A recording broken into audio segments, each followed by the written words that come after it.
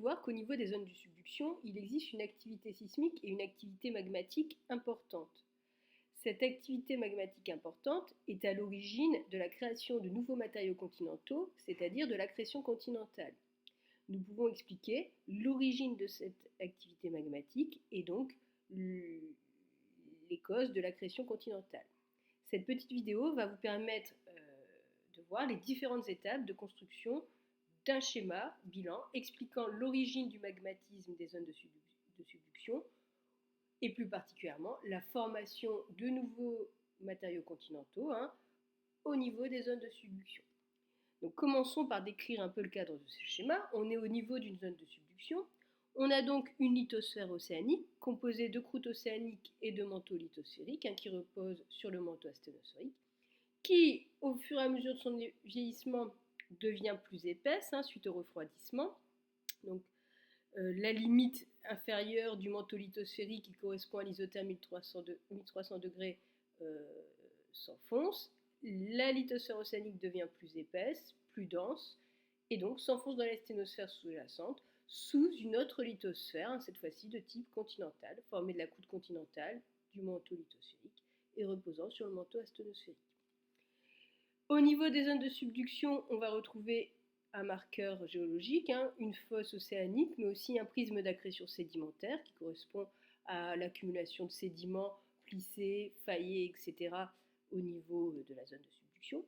Et puis une répartition particulière des séismes selon le plan de Wadati-Benioff.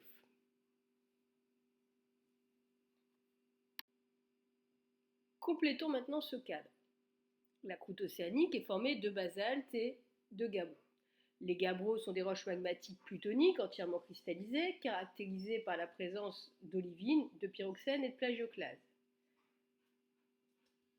Lors du vieillissement de la lithosphère océanique et de son refroidissement, suite aux modifications des conditions de température et de pression, il y a des transformations minéralogiques à l'état solide par métamorphisme qui se produisent et les gabbros se transforment en schiste vert ou métagabbro à hornblende. Ces transformations minéralogiques s'accompagnent d'une hydratation des matériaux de la croûte océanique, probablement liée à la circulation hydrothermale, c'est-à-dire à la circulation d'eau dans les fissures de cette croûte océanique. Ensuite, les matériaux de la lithosphère océanique s'enfoncent lors de la subduction. Suite à l'augmentation des conditions de pression et de température, ces schistes verts se transforment alors en schistes bleus, métagabbro à glaucophane. L'étude minéralogique du schiste bleu permet de montrer que cette roche est moins hydratée que ne l'est le schiste vert et donc montre donc que ces transformations minéralogiques à l'état solide par métamorphisme s'accompagnent d'une libération d'eau, c'est-à-dire d'une déshydratation des roches de la lithosphère océanique qui s'enfoncent. Ces transformations minéralogiques se poursuivent avec l'enfouissement et le schiste bleu se transforme en éclogite ou métagabbro à jadéite et grenat. Ces transformations minéralogiques à l'état solide par métamorphisme s'accompagnent également d'une libération d'eau. Cette libération d'eau montre bien qu'il y a bien déshydratation des matériaux de la lithosphère océanique lors de son enfouissement. Cette libération d'eau dans le manteau sous-jacent, c'est-à-dire dans le manteau de la lithosphère sous laquelle la lithosphère océanique subduit, va hydrater les péridotites.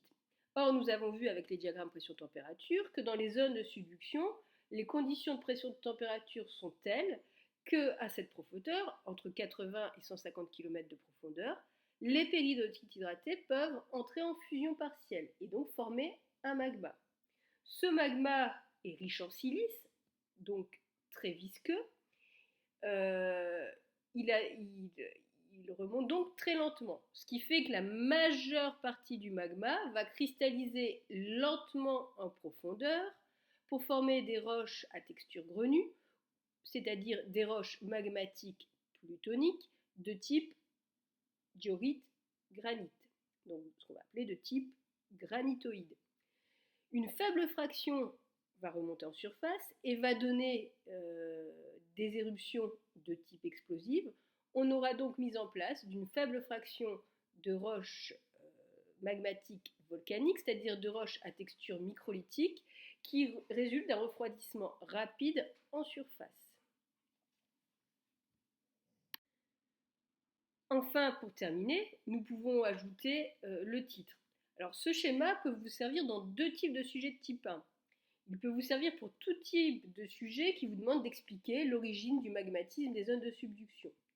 Il peut aussi vous servir pour expliquer la formation de nouveaux matériaux continentaux, c'est-à-dire l'accrétion continentale au niveau des zones de subduction.